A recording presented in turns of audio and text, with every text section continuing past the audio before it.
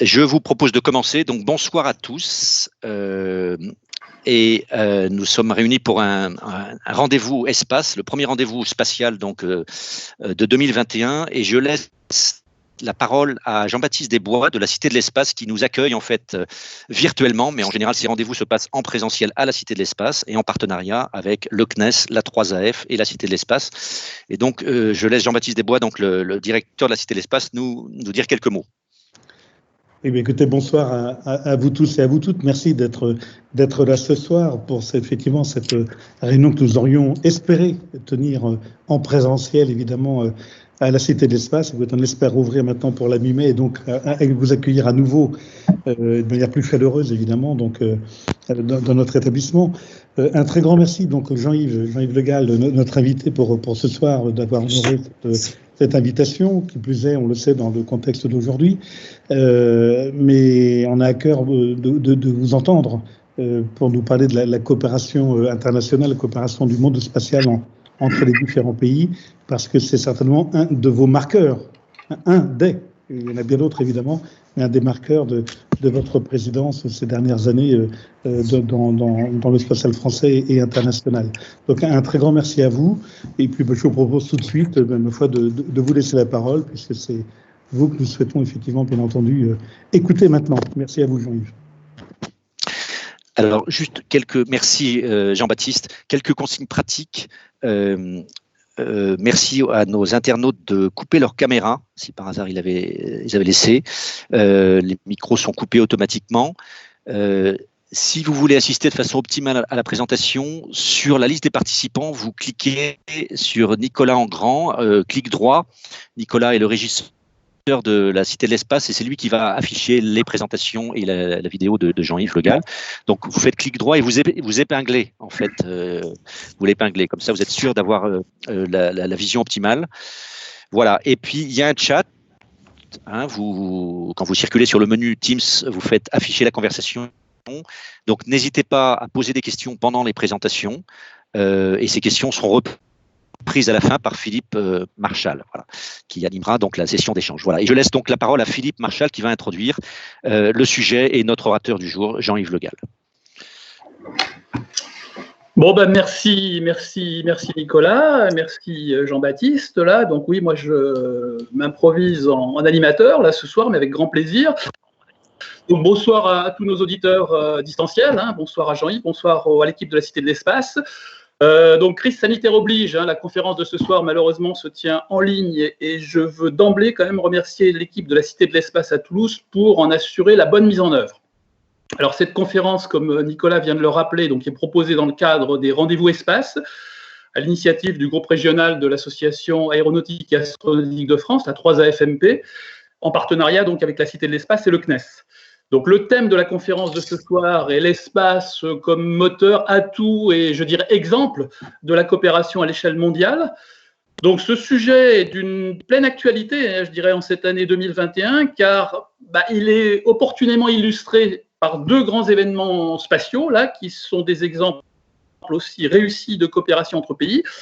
Donc, je veux parler de l'exploration de la planète Mars et de la mission Mars 2020, avec l'instrument français SuperCam à son bord, et du programme de station spatiale internationale, une station qui est depuis plus de 20 ans en orbite, avec le deuxième envol prochain là, de notre représentant français, Thomas Pesquet. Donc la coopération internationale n'a jamais été autant nécessaire. Là, on le voit, on le vit, on le ressent dans un monde où on voit que tout événement a une portée globale, hein. Donc on le voit bien avec la crise de pandémie de Covid en ce moment, et dans un monde où il nous faut trouver des réponses globales face aux menaces et aux opportunités là, qui vont façonner l'avenir de notre planète. Donc voilà. Écoutez, je pense que sur ces paroles, je vais laisser la parole à Jean-Yves, président du CNES. C'est pas la peine de le présenter, je pense qu'on le connaît bien depuis 13 ans. Et donc, qui a été quand même un moteur, un acteur et un témoin majeur là, de cette coopération dans l'espace. Donc, je laisse tout de suite la parole à Jean-Yves Le Gall. Bien, bonsoir. Je comprends qu'il y a des planches, donc c'est un peu compliqué, mais je vous fais confiance pour les passer au fur et à mesure. Donc, tout d'abord, je vous remercie naturellement pour votre accueil et pour cette invitation au mercredi de l'espace sur ce thème dont on vient de parler, l'espace, indispensable outil de coopération entre les pays. Et il est clair qu'il est tout à fait pertinent d'envisager la coopération et l'espace comme les deux faces d'une même pièce. Pour le CNES, je voudrais seulement rappeler combien cet exercice est naturel. Je crois qu'on peut dire que nous avons établi une longue et solide tradition de coopération, que cela fait partie en quelque sorte de notre ADN que de coopérer avec des partenaires internationaux. Et en cela, il me semble qu'on peut dire que l'espace se met précisément au service de la diplomatie française, en son sens traditionnel, mais aussi bien sûr sur le plan économique, c'est le fameux réflexe France dont on parle. Donc je voudrais tout d'abord souligner que les activités internationales irriguent tout l'écosystème du spatial institutionnel français en profondeur. Ceci est d'autant plus essentiel que l'activité du CNES s'inscrit dans un contexte spatial mondial qui est très évolutif, qui est marqué bien sûr d'une part par la révolution numérique et d'autre part par l'intégration du spatial dans cette évolution. Et ceci se fait à travers de nombreux satellites qui pourvoient et qui transportent un flux croissant de données. La donnée, elle transforme de multiples secteurs économiques, mais elle est aussi au cœur d'enjeux sociétaux majeurs, comme la souveraineté nationale, la connaissance scientifique, l'adaptation, bien sûr, au changement climatique. Et on peut dire qu'aujourd'hui, les dimensions économiques, stratégiques et politiques du spatial sont plus importantes que jamais. Ces bouleversements ont bien sûr entraîné une multiplication du nombre d'acteurs spatiaux, commerciaux d'abord, institutionnels ensuite. Et c'est paradoxalement dans ce contexte finalement de concurrence un peu accrue que les besoins, les opportunités de coopération s'intensifient. Et au CNES, vous le savez, nous avons fait nôtre cette réflexion avec la création récente d'une direction dédiée à l'Europe et à l'international. Et plus concrètement, je dirais que notre coopération internationale repose sur 3 idées fortes. Donc la première, si vous pouvez mettre la planche, l'effet de levier de la coopération. Donc la première de ces idées fortes, c'est que dans une approche classique coût-bénéfice, les coopérations internationales permettent de mener à bien des projets ambitieux, notamment sur le plan scientifique, que l'on ne pourrait lancer tout seul. Je pense bien sûr d'abord au programme scientifique de l'ESA, à la coopération en matière d'altimétrie océanique avec les États-Unis, en particulier la mission SWOT qui sera lancée l'année prochaine, ou encore aux missions martiennes, où le CNES est forgé une compétence mondialement reconnue. Le récent succès de l'atterrissage de Persévérance à la surface de Mars, l'excellente santé de l'ensemble des instruments scientifiques de Supercam attestent une fois de plus de l'excellence de la France dans ce domaine. Ce sont des missions ambitieuses qui sont réalisées en coopération et elles permettent au CNES d'avoir accès à des capacités, d'avoir accès à des expertises à la pointe de la technologie et de la science, mais également de se confronter aux meilleures pratiques mondiales sur les plans scientifiques, technologiques ou encore industriels. Je crois qu'on peut dire que cette émulation est positive parce qu'elle permet un enrichissement mutuel, elle stimule toutes les équipes d'ingénieurs, d'industriels, de scientifiques pour rester toujours à la pointe de l'innovation et de la technologie.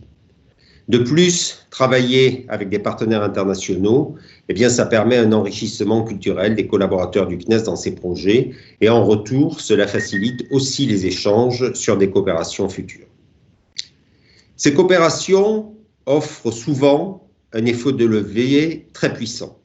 Par exemple, en embarquant Supercam à bord de Persévérance, la contribution française était de l'ordre de 50 millions d'euros, dans le cadre d'une mission pour laquelle les États-Unis ont dépensé un total de 2,5 milliards de dollars, auxquels s'ajoutent plusieurs centaines de millions de dollars en exploitation. Eh bien, vous voyez, 50 millions d'euros d'un côté, 2,5 milliards de dollars de l'autre. La France s'est placée en première ligne pour les résultats scientifiques. Et l'effet de levier de la coopération internationale est particulièrement visible pour les retombées scientifiques et pour l'innovation qui bénéficie en fait à tout l'écosystème français, bien au-delà des seuls acteurs spatiaux. La deuxième raison de cette coopération internationale, c'est que l'espace est au service de la diplomatie économique. Si vous pouvez mettre la planche suivante. Les coopérations internationales constituent un puissant outil de diplomatie économique. Fédérateur de l'écosystème spatial français, le CNES se mobilise en fait pour valoriser les produits nationaux dans des coopérations internationales, pour soutenir les propositions industrielles françaises à l'export et pour insuffler ce dont je parlais, c'est-à-dire le réflexe France, pour que nos partenaires internationaux sollicitent le savoir-faire des industriels tricolores afin de développer leur propre système. Les filières d'excellence françaises dans de nombreux domaines, les lanceurs, les télécommunications, l'observation optique, la météorologie, le sondage atmosphérique, l'océanographie, mais aussi l'instrumentation et les segments de sol scientifiques qui sont conçus et développés en coopération avec les laboratoires des partenaires académiques, eh bien, ces filières d'excellence sont à l'origine de positions enviables des acteurs français sur la scène mondiale.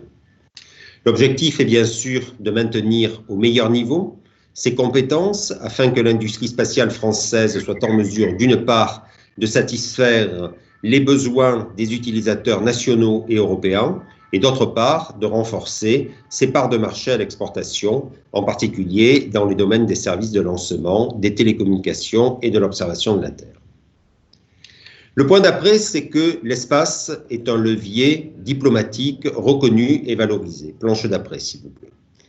L'espace est un champ d'action privilégié pour mener des coopérations internationales au service de ce qu'on appelle le soft power, bien sûr du CNES, du spatial français dans son ensemble, mais aussi plus largement de nos intérêts nationaux. En cela, l'activité internationale du CNES est indéniablement une vitrine des succès de la France. Le CNES est considéré comme un acteur à part entière de l'appareil diplomatique français, comme en témoignent les nombreuses sollicitations émanant de nos autorités politiques. Installés à Bruxelles, à Berlin, à Washington, à Moscou, à Tokyo, à Bangalore, à Abu Dhabi ou à Pékin, nos différents représentants renforcent la coopération avec nos partenaires de longue date et chaque jour, au contact de leurs correspondants locaux, ils assistent les ambassadeurs de France sur les questions spatiales et, in fine, l'espace est ainsi vu comme, je dirais, une sorte d'outil au service de la diplomatie nationale, laquelle passe évidemment par la création de liens de coopération forts et durables avec nos partenaires, ce qu'au CNES, nous essayons de faire chaque jour. Donc nous l'avons vu, l'espace est un vecteur privilégié pour mener des coopérations au service de l'influence française dans le monde. C'est aussi un outil indéniable au service de la diplomatie, de l'action de la France à l'international. Et maintenant, je vous propose de regarder en détail la façon dont les coopérations internationales sont mises en œuvre au CNES. Alors tout d'abord, bien sûr, je voudrais insister sur le fait que la France est au cœur de l'Europe spatiale. Le premier axe d'effort porte bien sûr sur l'Europe, la compétence technique unique de l'ESA, le poids politique de l'Union européenne, la mise en commun de budgets conséquents font de l'Europe le second acteur spatial mondial derrière les États-Unis. L'effort spatial français est ainsi démultiplié par la dimension européenne, à une période charnière qui a été marquée ces dernières années par la conférence ministérielle de l'ESA tenue à Séville en décembre 2019, qui a été un très grand succès pour l'Europe spatiale, puisque nous avons obtenu 14,4 milliards d'euros de souscriptions pour la période 2020-2022. Les travaux sont déjà en cours pour la préparation de la prochaine conférence ministérielle. Elle aura lieu fin 2022. Par ailleurs, des discussions autour des prochaines perspectives financières de l'Union pour la période 2021-2027 se sont achevées à la fin de l'année dernière. Là encore, le CNES s'est placé au centre du jeu en tant que principal inspirateur du règlement espace de l'Union. Et de plus, la présidence française de l'Union européenne approche. Elle aura lieu au premier semestre de l'année prochaine. Et le CNES accompagnera les autorités françaises en vue de faire rayonner les capacités et les ambitions spatiales, nationales et bien sûr européennes. Donc vous le voyez, tous ces exemples, et je pourrais en citer d'autres, illustrent bien que l'espace est au service de l'influence française en Europe, au-delà de son seul champ d'action. Les efforts du CNES portent bien sûr sur de nombreux sujets transversaux et ils cherchent à exploiter les synergies avec des politiques transverses de recherche, de développement ou encore de grandes infrastructures. Je voudrais dire à présent un mot sur le rôle de la France aux côtés des grandes puissances spatiales, planche d'après. Concernant les partenaires internationaux, les coopérations historiques et structurantes avec les grands acteurs spatiaux constituent une part centrale de l'activité internationale du CNES. Une des forces et des missions du CNES, résultant à la fois de ses compétences technologiques et de l'excellence de la communauté scientifique française, est bien sûr sa capacité à être partenaire de grandes missions bilatérales portées par des agences comme la NASA aux États-Unis, Roscosmos en Russie, la JAXA au Japon, la CNSA en Chine, l'ISRO en Inde et bien d'autres. Les instruments ChemCam et SAM, ou le sismomètre SEIS embarqués respectivement sur les missions Curiosity et InSight de la NASA, SuperCam embarqué sur le rover Perseverance, les programmes SVOM, CFOSAT avec la Chine, Jason avec le JPL aux États-Unis sont de bons exemples de la réussite de telles coopérations. Je voudrais aussi souligner la valeur de ces coopérations qui s'inscrivent dans ce que j'appelle le temps long. Ces relations nouées avec nos partenaires ont montré leur robustesse, elles ont montré leur permanence. Elles peuvent être un facteur de stabilité dans un contexte où, vous le savez, les équilibres économiques et géopolitiques sont mouvants et sont fragiles. Un autre aspect, et c'est la planche d'après, c'est que la France accompagne la montée en puissance des nouveaux entrants. C'est notre troisième axe de coopération. Il est tourné, donc, comme je l'ai dit, vers les nouveaux entrants. Et s'ils ont des moyens et des objectifs très différents, eh bien, la plupart de ces États ont en commun l'ambition d'utiliser le spatial pour irriguer leur société et leurs économies en profondeur. Coopérer avec les Émirats arabes unis, Singapour, le Maroc, le Vietnam, l'Afrique du Sud ou encore Israël permet au CNES et donc aussi à la France de se positionner en tant que partenaire privilégié de ce développement et de construire des relations solides à moyen et à long terme. À titre d'exemple, les Émirats arabes unis ont en quelques années développé un programme spatial extrêmement ambitieux, en particulier en matière d'exploration. Ces premières réalisations les ont conduits en orbite martienne en février 2021 et demain sur la Lune avec un projet d'atterrisseur comprenant le rover lunaire Rachid qui emportera une contribution française. J'aimerais souligner une fois encore combien l'espace est un excellent vecteur de coopération pour ces pays, en ce qu'il offre ce que j'appelle en général une boîte à outils idéale pour monter des coopérations adaptées à la situation de ces pays, à leur tissu économique, industriel et institutionnel et à leurs priorités nationales. J'aimerais terminer ce point par la mise en valeur de deux axes thématiques auxquels la coopération internationale que nous menons en matière d'espace permet de donner une résonance particulière. Je veux parler du climat et bien sûr de l'exploration. Le climat, et c'est la planche sur le Space Climate Observatory, le climat, bien sûr, c'est aujourd'hui une contribution très forte du monde spatial aux objectifs qui ont été définis lors de la COP21. Et vous le savez, le CNES donc, a mis en place cet observatoire spatial du climat pour en quelque sorte, je dirais, faire précipiter les efforts diplomatiques menés par le CNES pour fédérer les agences spatiales nationales autour de l'objectif global de lutte contre le réchauffement climatique. Le lancement officiel de cet observatoire, en anglais Space Climate Observatory ou SCO, a été fait par le président de la République au Salon du Bourget 2019 et l'initiative a été institutionnalisée par la mise en place d'un steering committee. Et tout ceci a permis de capitaliser sur ce succès qui n'est pas démenti aujourd'hui, comme en témoigne l'arrivée de nouveaux membres comme l'Indonésie, Malte et dans les semaines à venir quelques autres. À cela s'ajoutent bien sûr les nombreuses missions thématiques dédiées à l'observation des variables climatiques essentielles développées en coopération avec CFOSAT avec la Chine, Microcarb avec le Royaume-Uni et l'Union européenne, Merlin avec l'Allemagne, Mégatropique avec l'Inde, SWOT avec les États-Unis. Et cela démontre que le CNES est aussi l'agence spatiale du climat. Le deuxième point, c'est bien sûr l'exploration, planche d'après. Vous le savez, les grands enjeux scientifiques sont largement mondialisés et tout particulièrement, bien sûr, les sciences spatiales, qui par construction n'ont pas de contraintes territoriales les sciences de l'univers et l'exploration ont des objets d'étude hors de toute considération nationale et elles constituent donc un formidable champ de coopération.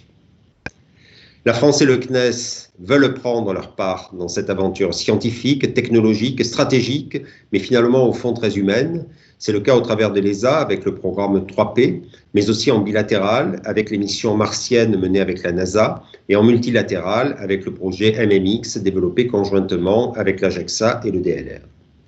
Les nouveaux développements autour de la Lune ajoutent une dynamique nouvelle, fortement teintée de coopération internationale, avec notamment le projet de station orbitale cislunaire qu'on appelle communément le Gateway. Et la question dans tout ça, c'est finalement jusqu'où les hommes pourront-ils aller dans l'espace? Lorsqu'ils y seront, qui feront-ils? Qui découvriront-ils? Ces questions sont finalement probablement les vraies motivations de l'exploration humaine de l'espace qui occupe ces derniers temps beaucoup l'actualité spatiale, on l'a rappelé dans l'introduction. Aujourd'hui, je pense qu'on peut raisonnablement espérer aller sur Mars d'ici 2 ou 3 décennies, même si le facteur humain est probablement le plus déterminant. Vous vous souvenez sans doute qu'on avait mis des webcams sur InSight, sur la mission InSight, donc 2 nanosatellites, Marco 1 et Marco 2, qui ont pris des photos finalement de tout le déroulement de la mission. Moi, ce qui m'a impressionné, c'est qu'on a observé au décollage depuis la Californie, ensuite on était en orbite terrestre, est apparu dans le champ de vision donc la Terre, puis la Lune, et puis tout ceci est devenu de plus en plus petit, et au bout de quelques jours, on était seul au milieu du néant, et cela a duré 6 mois jusqu'à l'arrivée sur Mars. Et lorsqu'on regarde ça à travers des webcams, bien sûr, ça fait de jolies images. On imagine des astronautes perdus au milieu de nulle part en sachant que s'il y a le moindre problème, eh bien, la prochaine étape sur la Terre, c'est 2 ans et demi plus tard. Thomas Pesquet a l'habitude de dire que les marins qui font le tour du monde dans les 40e réjouissants sont beaucoup plus loin de la civilisation que lui à bord de la station où 3 heures plus tard, il peut redescendre à bord d'un Soyouz ou d'un Crew Dragon, alors que là, bon, bien sûr, c'est plus compliqué. Donc là, partir pour 2 ans et demi en étant coupé de tout, c'est, je pense, l'enjeu majeur. Et donc, c'est pour cela que cette coopération habitée de Mars, eh bien, elle nécessitera sans doute une très grande coopération internationale pour lever tous les obstacles qui sont encore à résoudre. Et donc, les États-Unis, la Chine et avec eux l'Europe, le Japon, le Canada et d'autres puissances spatiales vont d'abord retourner sur la Lune avant 2030. Ils s'y installeront, je pense, de façon durable, comme c'est le cas à bord de la station. Et finalement, la station lunaire sera la mission de Armstrong, ce que la station spatiale est aujourd'hui à la mission de Gagarine, c'est-à-dire il y a 50, 60 ans, une première visite très, très brève, et puis plus tard, eh bien, on s'installe durablement.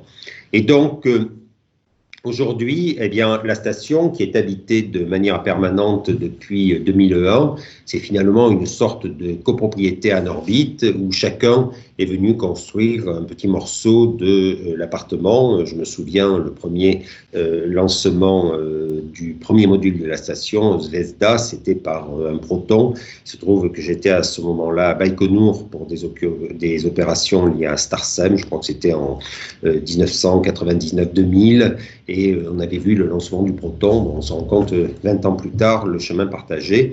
Il y a eu plus de 3000 expériences scientifiques qui ont été menées dans la station et en plus de ses locataires actuels, eh bien, la station a hébergé 241 astronautes de 19 pays, je crois, pour des missions de courte durée. Et finalement, c'est un superbe exemple pour souligner le rôle du spatial dans la coopération internationale et qui montre qu'à bord de la station, eh bien, l'humanité s'est retrouvée, alors une humanité un peu incomplète parce qu'il manque encore la Chine et l'Inde, mais je suis persuadé qu'en dépit des contraintes du moment, eh bien, on continuera à coopérer, la coopération ira en s'amplifiant. Donc voilà ce que je voulais vous dire. Donc les 2 illustrations quand même de cette coopération internationale, c'est le climat et l'exploration. Et donc sur l'exploration, et ça sera la dernière planche, bien sûr je ne saurais clore cette intervention sans mentionner le vol à venir de Thomas Pesquet. Bon, il partira si tout va bien à bord d'un Crew Dragon le 22 avril pour une durée de 6 mois. Et nous avons obtenu, dans la conséquence de l'excellence de la coopération bilatérale entre la France et les États-Unis, que Thomas puisse assurer le commandement de la station à la fin de son séjour. Donc vous savez combien tout le monde est fier de Thomas, qui est un formidable représentant français, et je suis certain que cette mission Alpha va nous occuper, va être au centre de tous nos regards pour les 6 prochains mois. Donc voilà ce que je voulais vous dire en matière de coopération internationale. C'est bien sûr un sujet extrêmement important pour le spatial en général, pour la France et le CNES au cours des derniers mois. Et je peux vous dire, pour avoir été en quelque sorte des deux côtés du miroir, quand j'étais chez Ariane Espace pour vendre des Ariane, bon, c'est une époque où nous étions numéro 1 mondial, pour avoir passé 8 ans au CNES où nous faisions de la coopération institutionnelle, que la coopération institutionnelle, c'est une formidable vitrine pour permettre justement ensuite une activité commerciale soutenue. Donc cela montre, je crois, amplement toute l'importance des coopérations internationales. Voilà, je ne veux pas être plus long, donc c'était ce que je voulais vous dire en exposé liminaire, et je crois que maintenant des questions sont prévues, donc je suis prêt naturellement à y répondre.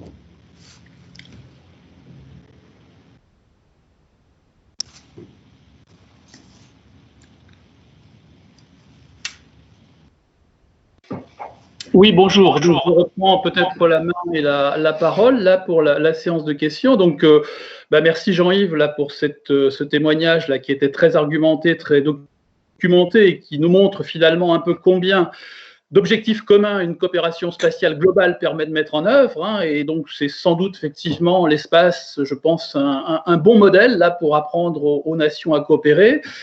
Alors, sur les questions là au niveau du chat, j'en vois pas beaucoup, mais je peux peut-être un peu lancer la séance là. Donc moi j'avais un peu une question en disant qu'on voit quand même aujourd'hui que l'espace là ouvre quand même de plus en plus de marchés commerciaux et de retombées économiques. Alors est-ce que cette évolution commerciale de l'espace ne risque pas à terme de mettre un peu un coup d'arrêt finalement au développement des collaborations qu'on voit qui sont quand même très très bénéfiques, au profit un peu d'une compétition un petit peu plus dure, quoi. Donc ça, c'était un peu, voilà, une question là que je voulais te soumettre. Bon, je crois que de tout temps, il y a eu une compétition commerciale qui n'est pas exclusive d'une coopération institutionnelle, parce que ce sont des sujets d'abord qui sont un peu différents, et c'est vrai qu'il y a une évolution des modes d'intervention. Aujourd'hui, on voit bien qu'il y a un certain nombre de, je dirais, sociétés privées qui jouent des rôles particuliers, mais lorsque on m'a fait la remarque récemment en me disant mais est-ce que ce n'est pas un peu contradictoire que Thomas Pesquet parte à bord du Crew Dragon de SpaceX alors que SpaceX est une société commerciale, j'ai répondu qu'il y a déjà une dizaine d'années, lorsque j'étais chez Ariane Espace, j'avais signé le contrat de lancement du James Webb Space Telescope par Ariane Espace, qui sera lancé, si tout va bien, vers la fin de l'année. Donc, Pesquet qui part sur le Crew Dragon dans le cadre d'un contrat commercial avec SpaceX, c'est un peu le pendant du James Webb, qui est quand même un objet à 12 milliards de dollars, qui va partir lancé par Ariane Espace à la fin de l'année. Donc, je crois qu'il y a de la place pour tous les modes d'intervention. Ok, donc je vois quelques questions là qui arrivent là de manière intéressante. Donc, question qui rejoint un peu dans l'esprit celle-là. Peut-on faire de la coopération tout en maintenant une souveraineté spatiale nationale ? Oui, mais là encore, je pense que les deux sont tout à fait possibles. Il faut faire de la coopération parce que ça permet donc à la fois de travailler ensemble, et puis il y a aussi cet effet démultiplicateur. On met de l'argent, on n'a pas les moyens de financer une mission, on se met à plusieurs pour la financer, et on partage les coûts et aussi bien sûr les bénéfices. Regardez l'exemple de Persévérance et de Supercam, il est quand même très parlant. Persévérance, 2,5 milliards de dollars, Supercam, 50 millions d'euros. Bon, on a tous les bénéfices d'un rover lunaire que nous n'avons les moyens ni techniques ni financiers de nous payer. Donc ça, c'est très très bien.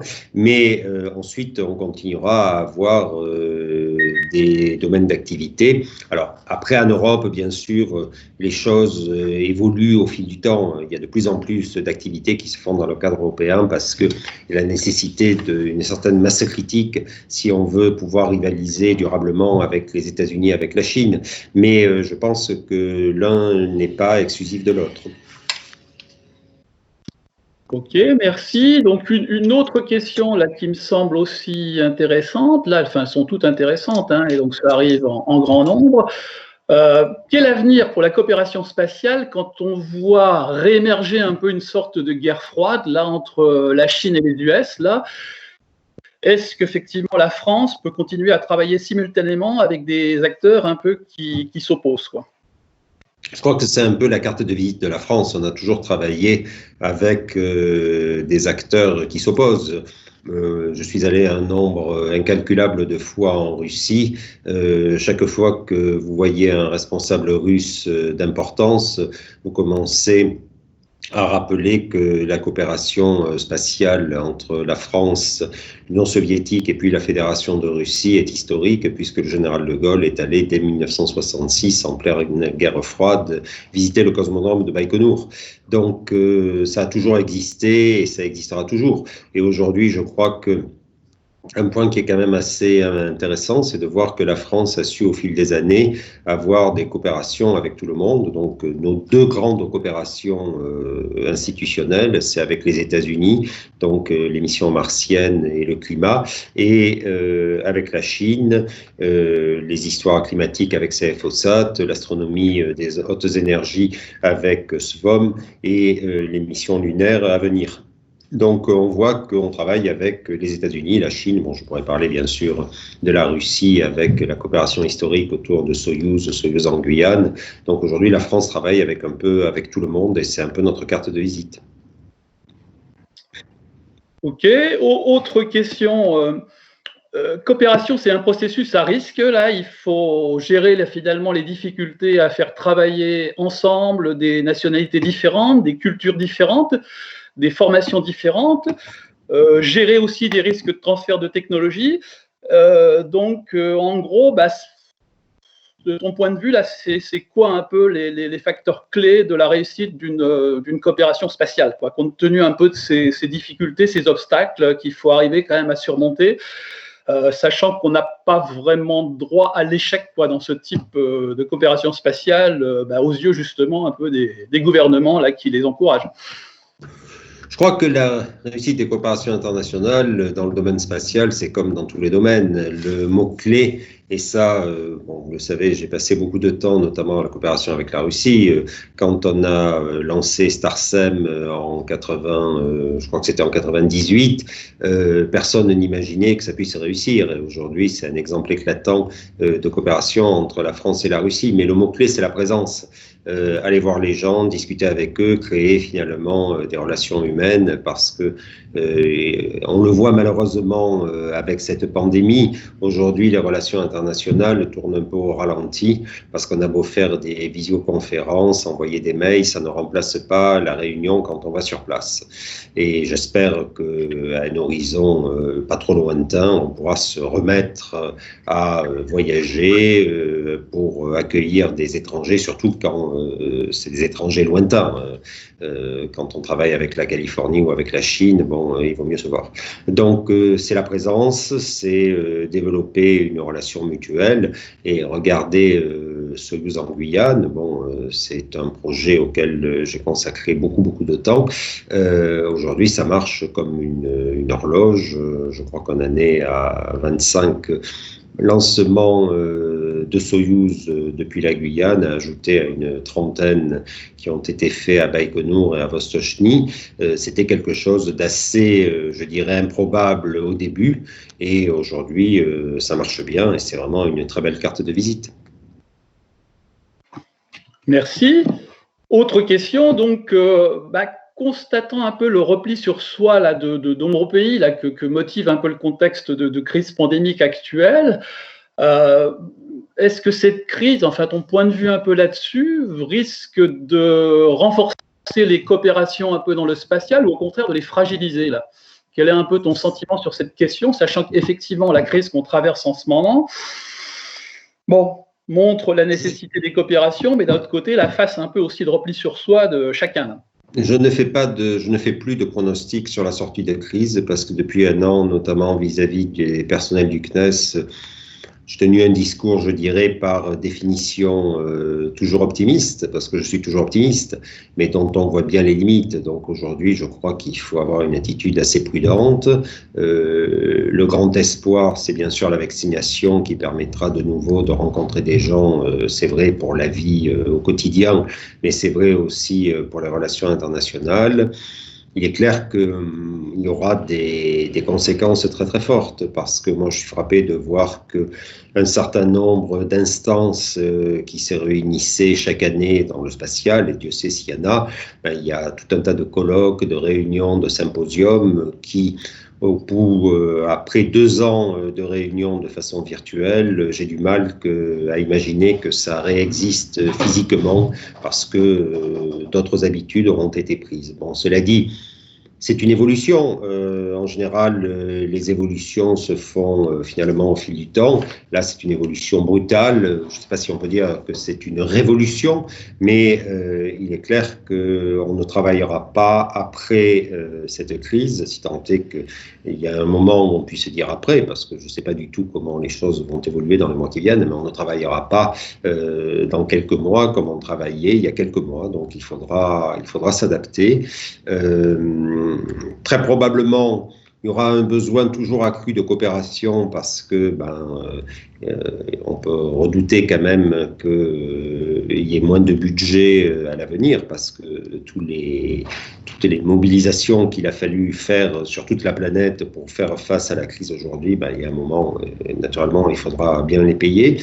Donc, et ce qui dit des budgets plus serrés dit certainement une incitation à coopérer pour partager les dépenses. Voilà. Mais après, je ne suis pas Madame Soleil, donc on verra dans quelques mois comment, je ne sais pas si on peut dire on est sorti de la crise, mais où on en est dans la crise. Ok, donc une autre question là, qui a trait aux débris spatiaux. Là, effectivement, on voit quand même de plus en plus de pays là, acquérir des capacités spatiales. Hein. Il y a de plus en plus de pays dans l'espace. Là, donc, est-ce qu'on peut envisager à terme là, une coopération un peu mondiale là, pour un espace durable et protéger un peu aussi notre environnement un peu spatial là, de façon à ce qu'il ne soit pas saturé finalement un peu de débris? Je crois que beaucoup d'efforts ont été faits. D'ailleurs, il faut le souligner à l'initiative de la France. Et de ce point de vue, je voudrais rendre un hommage à mon prédécesseur au CNES, Yannick Descata, parce que quand il a eu l'idée, il y a une quinzaine d'années, de lancer la loi sur les opérations spatiales, tout le monde regardait ça d'un air un peu circonspect, et il est l'un des premiers qui a vraiment compris cette nécessité de préserver l'espace, donc puisque la loi sur les opérations spatiales demande de désorbiter les étages, de séparer les étages et les satellites de façon propre. Auparavant, il y avait des boulons explosifs qui créaient un nuage de débris, maintenant il y a des sangles, ainsi de suite. Bon, les choses se font beaucoup mieux. Donc, on a montré la voie et puis tout le monde se rend bien compte que c'est très important parce que quand il y a de plus en plus de satellites, il faut d'une part que ces satellites, il n'y ait pas de collision, alors sans entrer dans le syndrome de Kessler qui a donné lieu au film Gravity. Bon, il est clair que s'il y a des débris, il y a des risques pour les satellites.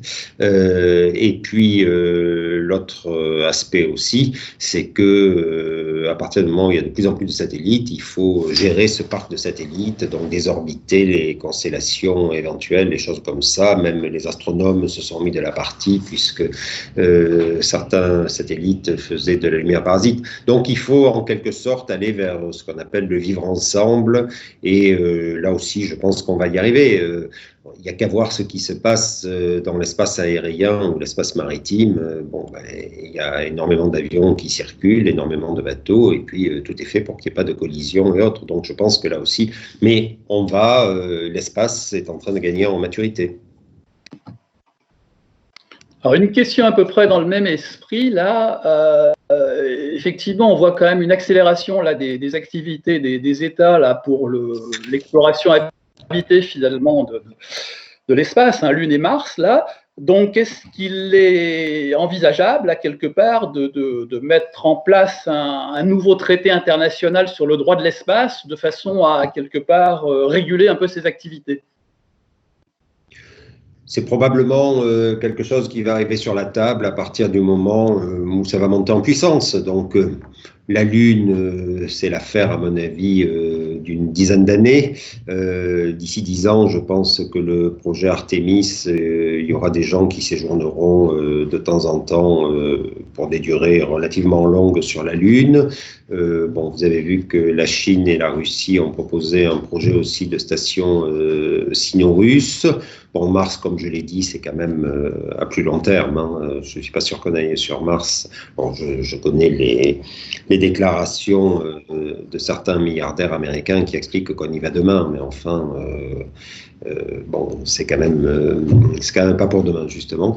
Mais la Lune, je pense qu'on va aller vers une évolution de la façon dont seront traitées les questions relatives à ce qui se passera sur la surface lunaire. Ok, une question là sur la diminution du coût d'accès à l'espace avec des nouveaux acteurs privés là, ne diminue-t-elle pas le besoin de coopération entre les pays en orbite basse finalement? Est-ce que le champ d'action finalement de la coopération spatiale serait plutôt repoussé sur des missions un peu plus lointaines et plus ambitieuses? Je ne suis pas certain que la diminution du coût de l'accès à l'espace soit liée au fait que ça a été confié au privé. C'est la conséquence quand même d'évolutions technologiques majeures. Si aujourd'hui SpaceX arrive à faire des coûts qui sont quand même significativement plus bas que ceux qui étaient pratiqués il y a quelques années, il y a deux raisons. La première, c'est qu'il est clair que la réutilisation leur donne un grand avantage. Quand on utilise 10 fois la même fusée, il ne faut pas avoir fait de grandes études pour comprendre que ça coûte moins cher que si on l'utilise qu'une seule fois. Donc ça, c'est la première raison. La deuxième raison, ils ont un business model assez particulier dans la mesure où ils sont quand même largement subventionnés aussi par le gouvernement des États-Unis. Et puis, il y a un effet vertueux qui fait que l'un travaille bien avec l'autre et in fine, ça fait des coûts qui sont offerts aux missions commerciales, voire institutionnelles, qui sont beaucoup plus bas. Mais ça, si vous voulez, tôt ou tard, je pense que le nouveau standard qu'ils sont en train de définir sera un standard international. Donc, à l'horizon de 10 ou 20 ans, je pense qu'il y aura beaucoup de lanceurs de par le monde, et probablement y compris en Europe, qui, par construction, arriveront à des coûts plus bas. Donc, c'est un nouveau standard, mais les coopérations internationales, les satellites, même si le coût du lancement est abaissé, le coût du satellite, surtout si on veut faire des choses un peu compliquées, n'est pas forcément très abaissé. Quand on regarde les Copernicus, voire les missions d'exploration, c'est tout de suite des missions au milliard, parce que c'est des choses, on est à la pointe extrême de la technologie. Persévérance emmène quand même avec lui un générateur isotopique sur Mars, et avec quand même une maîtrise technologique pour faire tout ce qu'ils ont fait pour poser un rover sur Mars. Je suis allé des tas de fois ces dernières années au JPL. Ce qu'ils font est hallucinant en termes de complexité et surtout de fiabilité. Voilà, et donc ça a un coût, et les coopérations internationales militeront toujours pour le partage de ce coût. Merci, oui. Alors, une autre question qui rejoint un petit peu dans l'esprit là, des choses qui ont déjà été évoquées et auxquelles tu as répondu là. Est-ce que l'impact du développement du secteur spatial privé sur les coopérations internationales, jusqu'à présent étaient quand même entre agences, quoi, finalement étaient gouvernementales, du fait effectivement que le secteur spatial privé se développe, est-ce qu'il n'y aura pas effectivement un impact sur ces coopérations-là? Je sais pas si il y en aura, mais le secteur privé, se développe. En fait, le secteur privé se développe. Il y a deux aspects quand on dit le secteur privé se développe. Il y a de l'argent du privé qui investit dans le spatial quand c'est rentable, et puis il y a des acteurs privés qui font ce que faisaient auparavant les agences. Quand on voit ce qui se passe aux États-Unis, auparavant, le maître d'œuvre pour envoyer les astronautes dans l'espace, c'était la NASA. Aujourd'hui, la NASA demande à SpaceX de le faire. Donc c'est un contrat clairement, mais sur le fond c'est pas très différent. Si je veux être un peu provocateur, je dirais que SpaceX est de plus en plus un centre de la NASA, financé par la NASA, avec des règles du jeu différentes, mais voilà. Et donc ça n'interdit pas les coopérations internationales. Et puis après il peut y avoir entre les acteurs privés, mais les acteurs privés, les problématiques sont les mêmes aussi. Aujourd'hui, pour le spatial, le monde est forcément global. Vous avez un projet de constellation. À partir du moment où le projet de constellation il couvre le monde entier, il faut avoir des correspondants un peu dans tous les pays, des partenariats et ainsi de suite. Et donc, ce sont des aspects globaux. Ok, donc je regarde un petit peu, je balaye un peu les questions là, parce que finalement, il y a quand même pas mal de questions qui remontent, donc ça, c'est quand même plutôt bien, là, la conférence est dynamique. Après, il faut arriver à peu près à... Il y a beaucoup de thèmes qui se recoupent, quoi. Une autre question, là, que je vois, là, qui est intéressante, elles sont toutes intéressantes. Comment, finalement, le fait d'avoir changé de tutelle ministérielle, là... se traduit finalement en matière d'échanges internationaux, puisque effectivement on a rajouté une tutelle au CNES. Alors est-ce que finalement quelque part il y a un impact, ou est-ce que c'est quelque chose, un changement là qui est neutre? Non, je pense que ça valorise peut-être encore davantage les coopérations internationales, dans la mesure où tout le monde a bien compris que lorsqu'il y a une coopération institutionnelle, c'est un atout de plus pour une coopération commerciale. Et donc, je pense que ça va valoriser davantage encore ce qui a pu être fait par le passé. Bon, mais je crois qu'on a à peu près épuisé la liste de questions là qui remontent en direct. J'en vois encore une là qui arrive à ce moment. Oui, j'en vois une, Philippe. Ouais. Quelles sont les meilleures relations géopolitiques avec la France dans le domaine spatial? Vous savez, je ne crois pas qu'on puisse faire un classement. Chaque relation est un peu unique. Mais ce que j'observe, c'est qu'avec les grandes puissances spatiales, la France est très bien placée. D'abord, nous avons une coopération fondamentale au sein de l'Agence spatiale européenne avec nos partenaires. Il y a 22 États membres, donc avec les 21 autres, à commencer par les grands, c'est-à-dire Allemagne, Italie, Royaume-Uni. Et puis au niveau international, on est le premier partenaire des États-Unis, le premier partenaire de la Chine, le premier partenaire de l'Inde, le premier partenaire de la Russie, et on est très bien placé au Japon. Voilà, donc on est un peu partout, et ça, c'est très, très précieux. Oui, après, il y a une question aussi qui est assez intéressante, là, en gros, qui demande effectivement, à l'instar de la mission Apollo-Soyouz, est-ce que la coopération spatiale ne pourrait pas servir d'avant-poste, finalement, pour la paix entre pays? Et en corollaire, là, on demande si la coopération France-Inde a commencé par l'espace. L'Inde, le spatial a un rôle important dans la coopération entre la France et l'Inde. Le regretté professeur Blamont, qui malheureusement nous a quittés l'année dernière, à circonstances qu'on connaît, était l'artisan de cette coopération. Il a aidé à la naissance du programme spatial indien. Et moi, je suis toujours frappé et flatté de voir que quand on visite le headquarters de l'ISRO à à Bangalore. Il y a une grande photo de Blamont avec le père du programme spatial indien. Alors bien sûr, on parle des années 60, mais depuis, il y a une coopération extrêmement importante entre l'Inde et la France. Après, là, il y a un autre sujet qui émerge là et dont on n'a pas forcément parlé, qui concerne un peu le secteur de la défense, puisqu'effectivement, on voit que l'espace se militarise. Et donc, est-ce que cette évolution, là, finalement, là-dedans, peut être aussi un frein, finalement, un peu à la coopération spatiale? Je ne sais pas, sur ces aspects-là, beaucoup de choses sont à écrire. C'est vrai qu'il y a des aspects de militarisation, c'est vrai aussi qu'il y a des aspects de coopération. Je crois que sur ces sujets-là, comme sur les sujets plus civils, la réponse, c'est probablement un mixte entre d'un côté compétition et de l'autre côté coopération.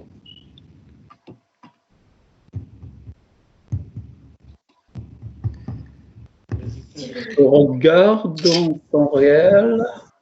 Je vois des questions un peu. Quelle est une question de M. Dardelais? Quelle est la coopération dont vous rêveriez de voir se réaliser dans vos rêves de président du CNES, là, s'il y en avait eu une à faire avant que vous partiez? Vous savez, je crois que la coopération ultime dont on puisse rêver, c'est d'arriver à avoir une coopération globale, c'est-à-dire qu'au lieu qu'on parle d'une mission Artemis vers la Lune avec les États-Unis, l'Europe, le Japon, le Canada, et d'un côté une station sino-russe, eh bien on arrive à avoir une coopération globale. Ça serait, et la mission vers Mars, si elle se fait un jour, sera probablement sur une base mondiale.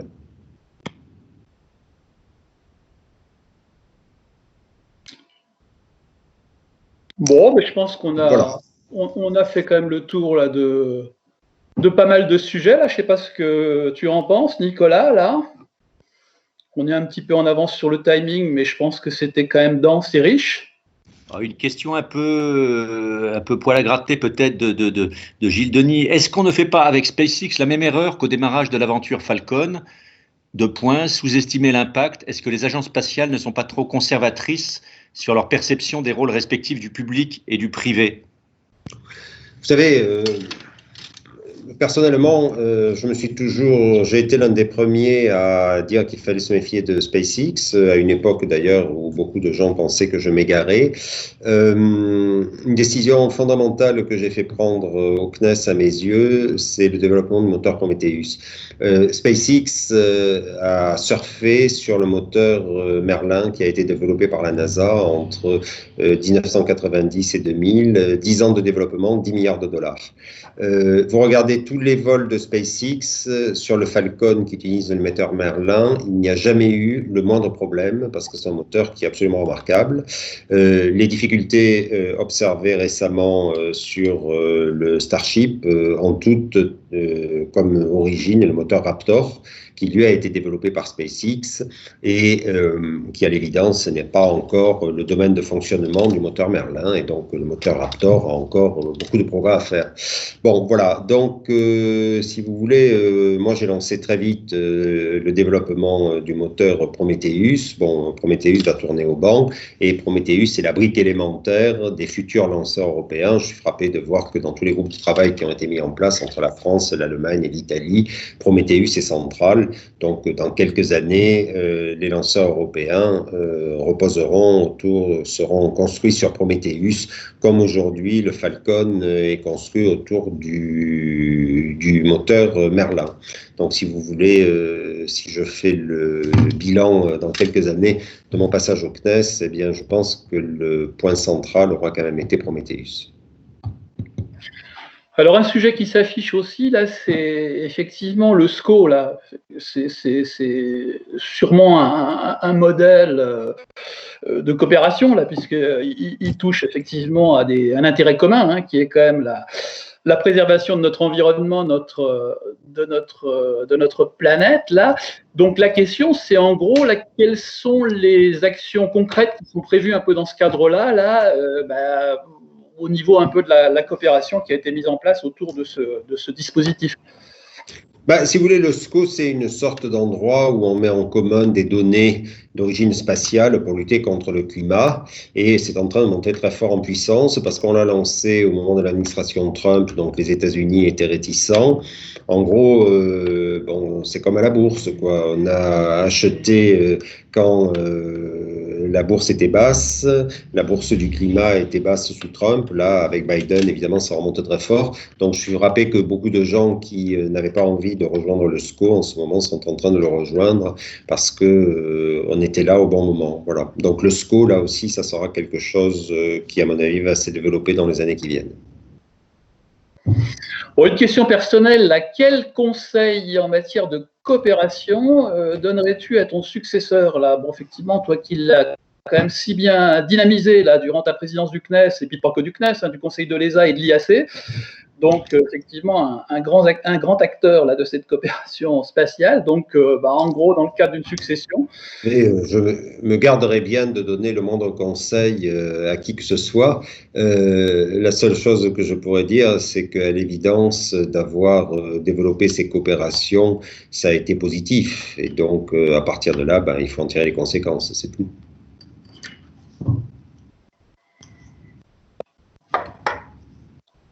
Bien. Ok, je pense qu'effectivement, on va peut-être s'arrêter là. Hein. On a quand même abordé beaucoup de sujets là, et la dynamique des questions là était intense. Donc, merci aux auditeurs.